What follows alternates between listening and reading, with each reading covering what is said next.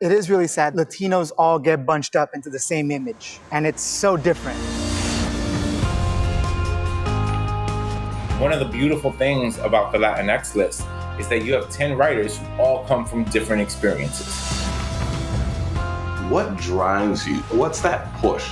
To me, my culture represents a North Star that I can kind of follow. Like, I'm trying to be the artist both my parents weren't allowed to be. They know how complicated it is being Latinx in this country. We've been here, we're indigenous, this is our home. I feel like now people are willing to pay attention.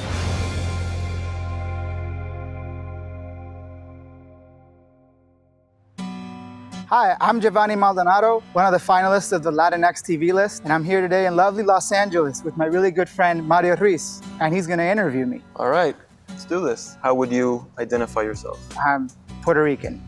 I was born and raised in the island, and I came to LA about 5 years ago. What does it mean to be Puerto Rican? Since we are part of the US and we're a territory or colony, however we want to call it, we're kind of living the Puerto Rican reality, but then everything that we consume, whether it's TV, movies, pop culture, it's all just like imported from the US. It felt as if I was kind of straddling this line of, am I fitting into the box of Puerto Rican? Am I fitting into the box of an American? Who am I? Where am I? And I think it wasn't until I got here to the US, kind of being exposed to the American culture and what it's like as a reality, it did make me feel, okay, I am someone that's different. I might be a part of the US. I know that I'm Puerto Rican in the sense that I don't fully fit in. It doesn't necessarily still answer to me what it means to be Puerto Rican, so I've had to kind of create that identity for myself, I guess. And do you know what happened that made you realize that difference between being from mainland USA and being Puerto Rican? There's a bit of a culture shock. I mean, coming from Puerto Rico, we're all Puerto Rican on the island. Everyone that you're with shares like a similar cultural values. Once I got here to the mainland, suddenly I'm a loud person. Suddenly I'm like, wow, this guy's like really like intense or passionate. Suddenly I'm just kind of like exotic. And that really made me kind of recognize that there is something different here.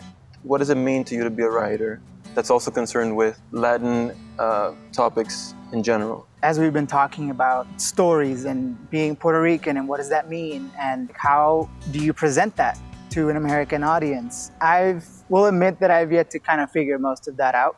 I do think it's like my responsibility and the kind of stories I want to tell. I'm just gonna have to fight really hard to accomplish that sort of thing. Did you see a change when you arrived here? The type of stories you were telling? I mean, I guess that falls back to what we were saying earlier about kind of straddling that line of like, who am I? What's my identity? What stories am I telling? Coming to LA, it like radicalized me in a way. Like I had to be Latino. I couldn't escape it.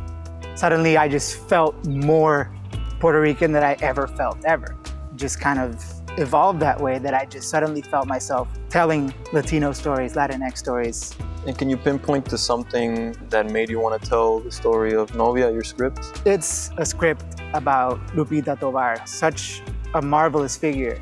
A Latina coming from her country to come to the US, Los Angeles, to pursue a dream that's probably the biggest of dreams, which is to be a part of Hollywood. How would you say your experience with the Latinx TV List has been? It just kind of opened a door for me. I've gotten to meet amazing people because of it. Such a great thing to celebrate because it allows us to demonstrate that our stories are more than just the cliches in media and TV and movies of the past. It helps us entertain and educate about who we are as a culture.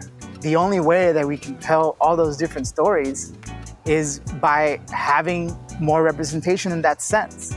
If you allow more Latinos or Latinas or Latinx to tell these stories, you are able to have a deeper conversation about what it means to be Latinx. If we can get to a point where we don't have to say Latinx kind of preface every story, that's when we've accomplished what we're trying to set out to do, you know, in that sense.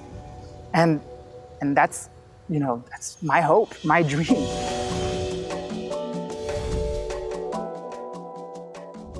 Thank you for celebrating Latinx Heritage Month with us. As always, be sure to like, comment, and subscribe to this channel for all updates on everything Hulu. Acentos bienvenidos. All accents welcome.